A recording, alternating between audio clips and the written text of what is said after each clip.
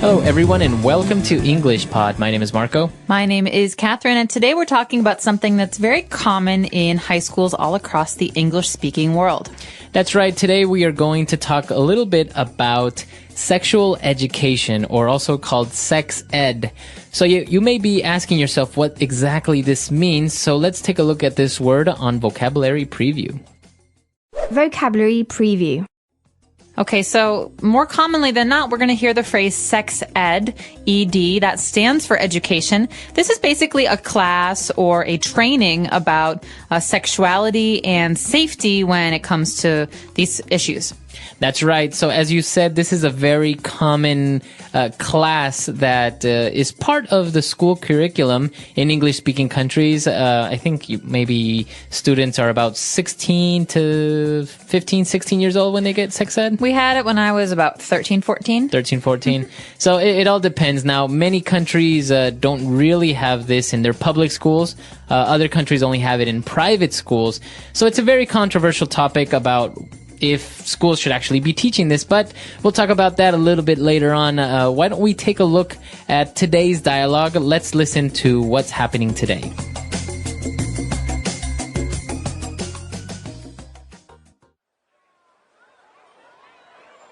All right, settle down, everyone.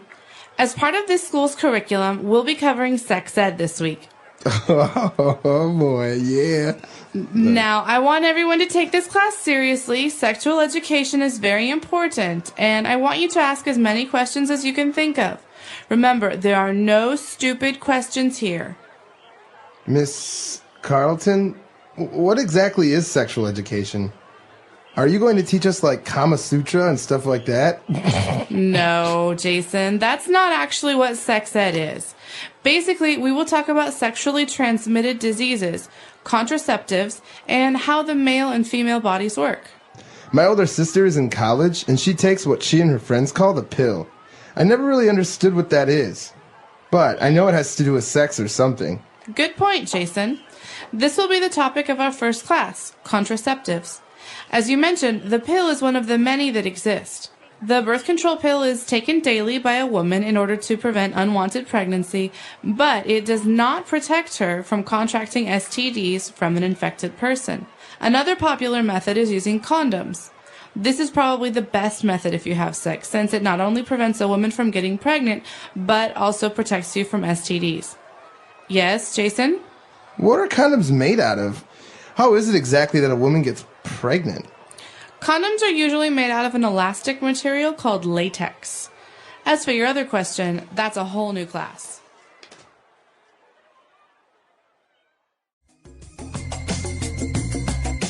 All right, we're back. So now I'm sure there are a couple of words that we didn't really understand there. So let's take a look at a couple of them on language takeaway. Language Takeaway.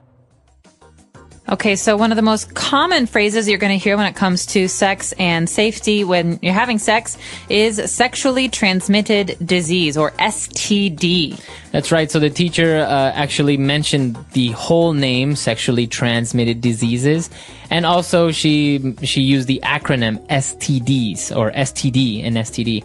And what exactly are these STDs? Well, the key word here is disease. These are illnesses that you can get from sex. So sexually transmitted means transmitted or passed on from one person to another person during sex.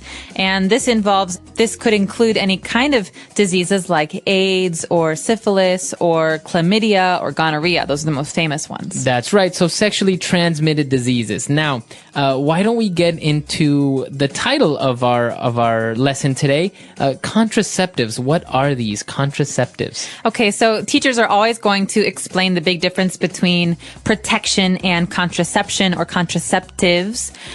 Basically, contraceptives have to do with getting pregnant. If you don't want your girlfriend to get pregnant and you're a guy, or if you're a girl and you don't want to get pregnant, you take contraceptives, or you use contraceptives. There are many different kinds, and I think the most common kind for preventing pregnancy or keep making sure you don't get pregnant is something called the pill. That's right. One of the kids said that his sister takes the pill. Now, this is called the pill. Now, you know that pills are any type of a capsule or little medicine that you swallow with water.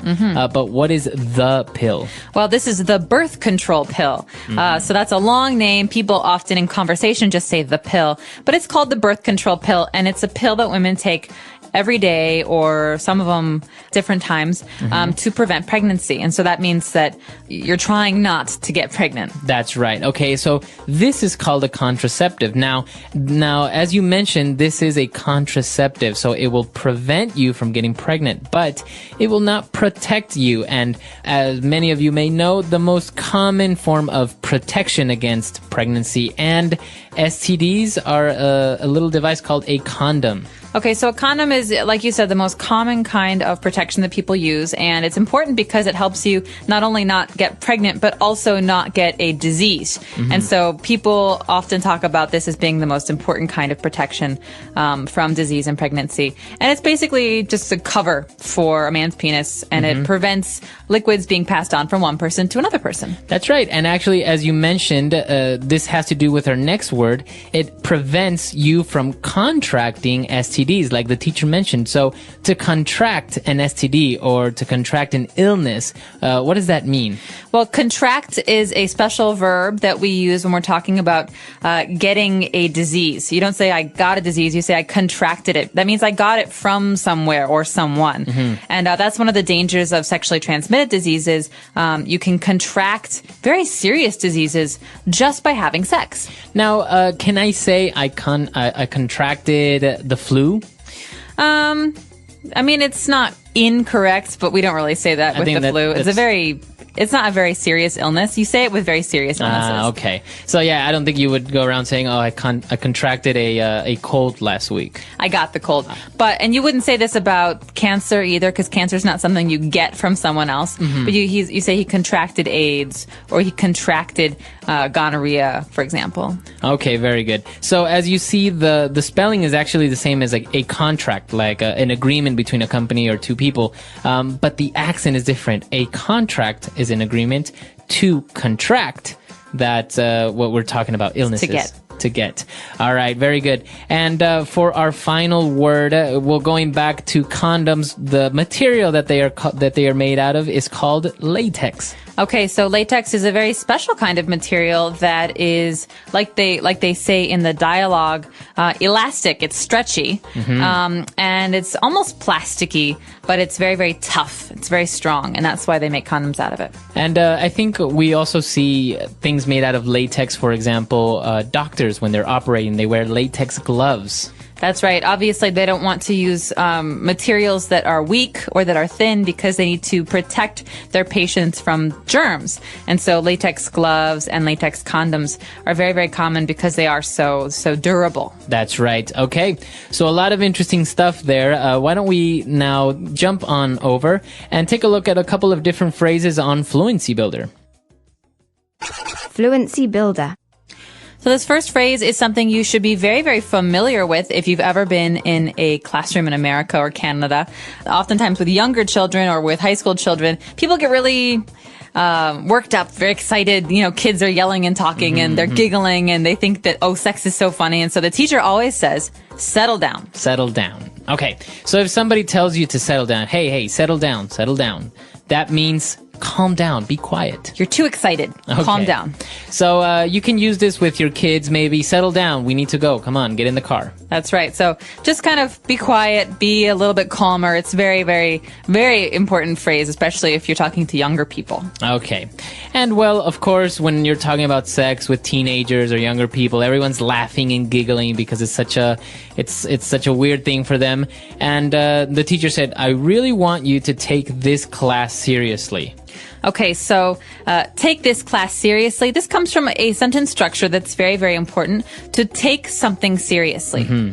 I take my studies very seriously, or you guys should take this class seriously. It's important.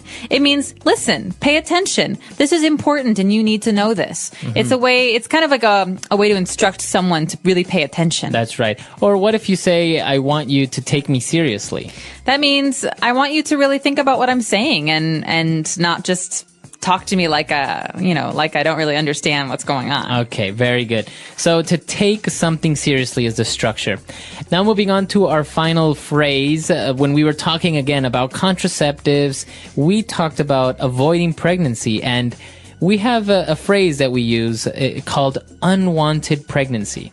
Okay, so pregnancy is what happens when someone gets pregnant. They're going to have a baby. But an unwanted pregnancy is a certain kind of pregnancy. It means when someone did not plan to get pregnant or did not want to get pregnant. So unwanted is the opposite of wanted. It means like it was an accident. Right. So you wouldn't really say an accidental pregnancy because It's still a kid. Exactly. So you didn't want to get pregnant, but you did. That's why we say unwanted pregnancy. Or you'll hear very often, condoms help prevent unwanted pregnancy, or the pill helps prevent unwanted pregnancy. That's right. Okay, so a lot of interesting stuff there. I think it's worthwhile for us to listen to our dialogue for one last time.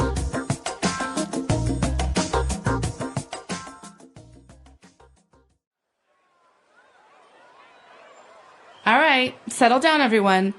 As part of this school's curriculum, we'll be covering sex ed this week. Oh boy, yeah. Now, I want everyone to take this class seriously. Sexual education is very important, and I want you to ask as many questions as you can think of. Remember, there are no stupid questions here. Miss Carlton, what exactly is sexual education? Are you going to teach us like Kama Sutra and stuff like that? No, Jason, that's not actually what sex ed is. Basically, we will talk about sexually transmitted diseases, contraceptives, and how the male and female bodies work. My older sister is in college, and she takes what she and her friends call the pill. I never really understood what that is, but I know it has to do with sex or something. Good point, Jason. This will be the topic of our first class, contraceptives. As you mentioned, the pill is one of the many that exist. The birth control pill is taken daily by a woman in order to prevent unwanted pregnancy, but it does not protect her from contracting STDs from an infected person. Another popular method is using condoms. This is probably the best method if you have sex, since it not only prevents a woman from getting pregnant, but also protects you from STDs. Yes, Jason? What are condoms made out of? How is it exactly that a woman gets pregnant? Condoms are usually made out of an elastic material called latex. As for your other question, that's a whole new class.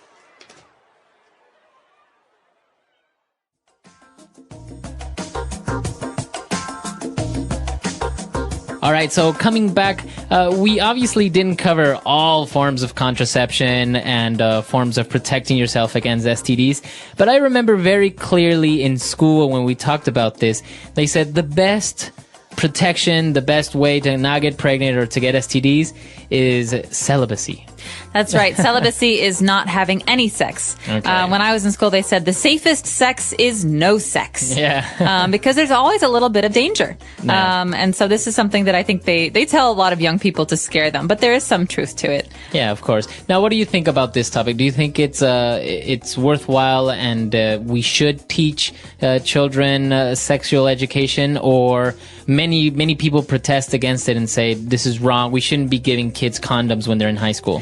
Well, personally, I think that kids in most parts of the world will have sex whether or not you tell them not to. Mm-hmm. And so because of that, because everyone's are always going to be people trying it, I think it's important to, inform students and inform kids who are in high school of options and of safety and of important health measures, because otherwise you risk unwanted pregnancies and you risk people getting, these very serious diseases like AIDS. That's right. I think it is a very important topic.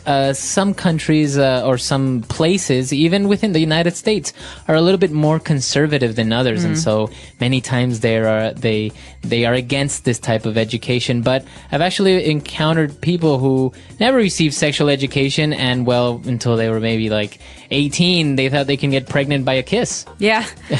So I think that's one of the dangers. Obviously, there are both sides to this issue, and we're curious to know what you think. Do you think that sex ed should be a course or should be something that people talk about in schools, in high school, or in college? Do they do this in your home country? Let us know. Our website is EnglishPod.com. All right, we'll see you guys there. Bye. Bye.